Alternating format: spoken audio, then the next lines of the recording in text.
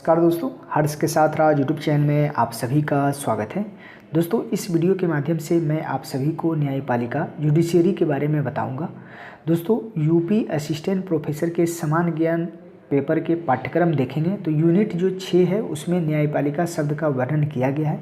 दोस्तों, इस वीडियो के माध्यम से मैं आप सभी को न्यायपालिका के बारे में डिटेल में बताऊंगा, साथ ही साथ न्यायपालिका से संबंधित प्रश्न को भी हल कराऊंगा जो यूपी असिस्टेंट प्रोफेसर में पूछे जा सकते हैं।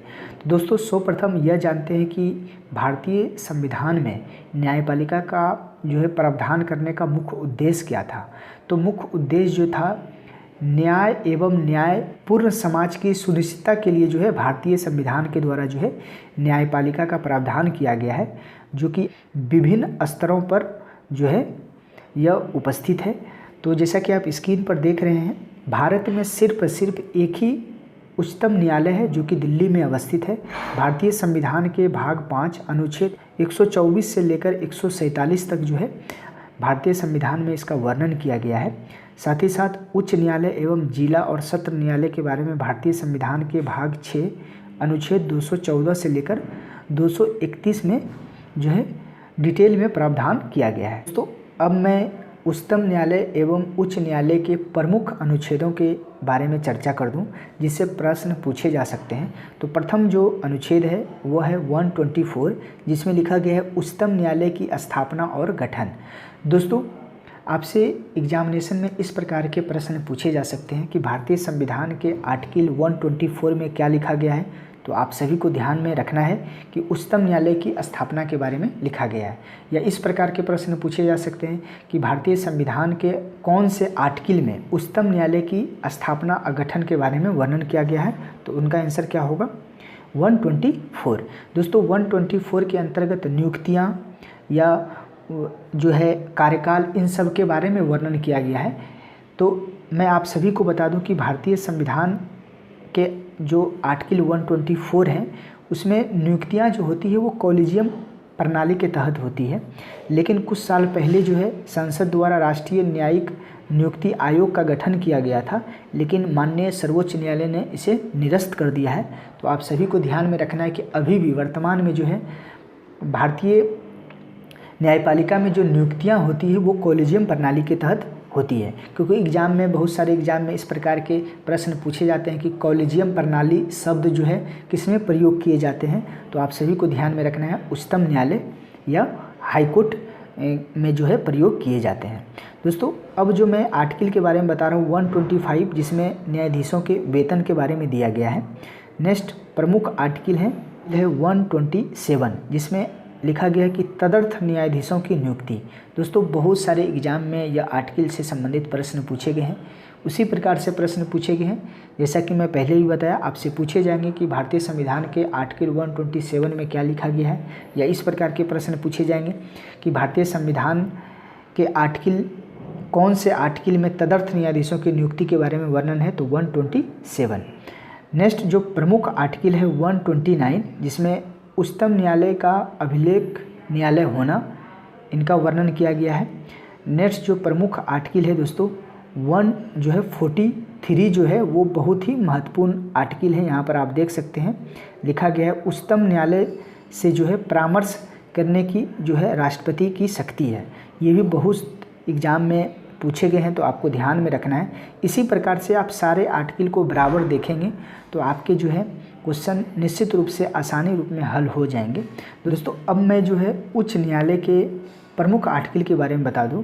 तो 214 में लिखा गया कि राज्यों के लिए जो है उच्च न्यायालय होगा। दोस्तों, जैसा कि मैं शुरुआत में ही बताया कि अभी भारत में टोटल जो है उच्च न्यायालय की जो संख्या है 25। आपको ध्यान रखना, क्योंकि डायरेक्ट सवाल इस प्रकार के पूछे जा सकते हैं कि वर्तमान में जो है भारत में जो है टोटल हाई कोर्टों की संख्या कितनी है। तो 25। नेक्स्ट जो आर्टिकल है महत्वपूर्ण आर्टिकल 216, उच्च जो है न्यायालयों का गठन के बारे में वर्णन किया गया है। नेक्स्ट जो आर्टिकल है दोस्तों यहाँ पर 221 का जो है में दिया गया है कि न्यायाधीशों के वेतन के बारे में दिया गया है।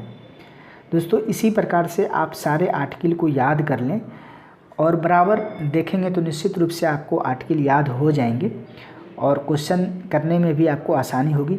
तो अब मैं इसके कुछ प्रमुख जो है क्वेश्चन जिसमें आपके यूपी असिस्टेंट प्रोफेसर में पूछे जा सकते हैं उनको देख लेते हैं। तो दोस्तों प्रथम जो क्वेश्चन है इसमें लिखा गया कि भारत का संघीय न्यायालय निम्नलिखित में से किस वर्ष में स्थापित किया गया था। तो 1937 में जो है भारत का जो है संघीय न्यायालय का गठन किया गया है। आप यहाँ पर देख सकते हैं इसका जो व्याख्या किया गया है। भारत में संघीय न्यायालय की स्थापना 1 अक्टूबर जो है 1937 को भारत सरकार अधिनियम 1935 के अंतर्गत की गई थी। इसके प्रथम जो है मुख्य न्यायाधीश सर मोरिस ग्वेयर थे। आपको ध्यान रखना है क्योंकि एग्जाम में इस प्रकार के भी प्रश्न पूछे गए हैं कि कौन से अधिनियम के तहत जो है भारत में संघीय न्यायालय की स्थापना की गई थी। तो यह है भारतीय अधिनियम 1935 के अंतर्गत।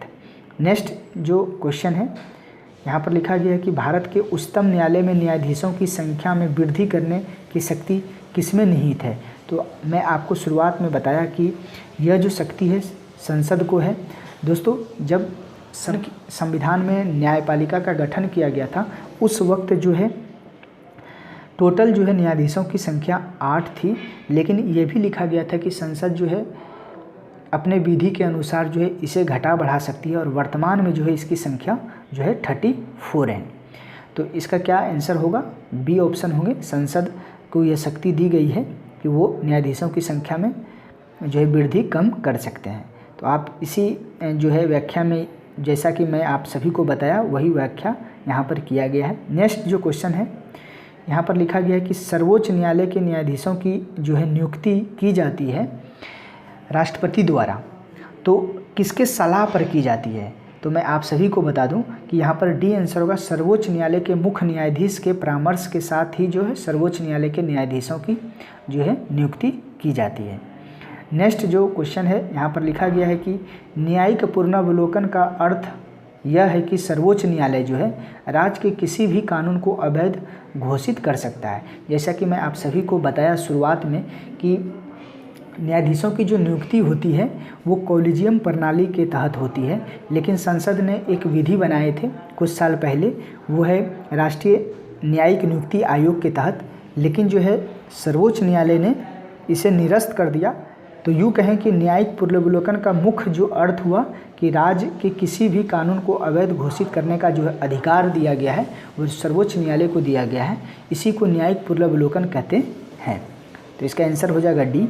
तो नेक्स्ट जो क्वेश्चन है लिखा गया कि भारत के नीचे दिए गए न्यायालयों में से किसे किन्हें जो है अभिलेख न्यायालय माना जाता है।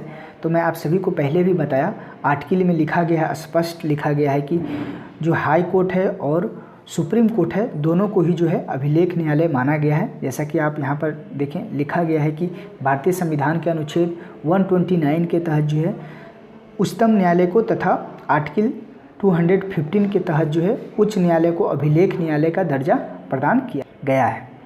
तो आप सभी को ध्यान में रखना है।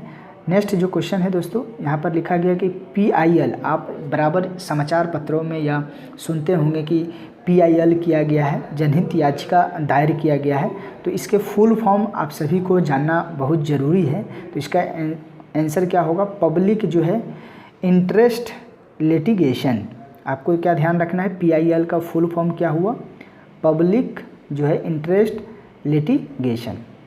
नेक्स्ट जो क्वेश्चन है दोस्तों यहाँ पर लिखा गया है कि जनहित याचिका PIL कहाँ पर प्रस्तुत की जा सकती है। तो इसका आंसर क्या होगा, उच्च न्यायालय और सर्वोच्च न्यायालय दोनों में। नेक्स्ट क्वेश्चन है यहाँ पर लिखा गया है कि उच्च न्यायालय के न्यायमूर्ति की जो है सेवानिवृत्त की आयु क्या होती है। तो देखिए उच्च न्यायालय की न्यायमूर्ति की सेवानिवृत्त होने की जो आयु है 62 है, लेकिन जो सर्वोच्च न्यायालय है उनका जो है 65 है। तो आप सभी को ध्यान में रखना है। नेक्स्ट क्वेश्चन है दोस्तों लिखा गया है उच्च न्यायालय के न्यायाधीशों के वेतन और भत्ते दिए जाते हैं।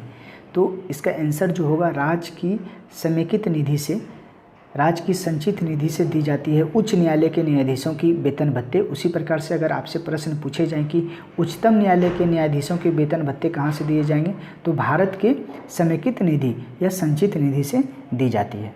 दोस्तों इस प्रकार आपने देखा कि न्यायपालिका से संबंधित इस प्रकार के प्रश्न आपसे पूछे जा सकते हैं। आप सभी आर्टिकल को बराबर देखें तभी आप सभी को याद रहेंगे आर्टिकल। तो उम्मीद करता हूँ आपको ये जानकारी अच्छी लगी होगी। इस चैनल पर बने रहें। थैंक यू, धन्यवाद।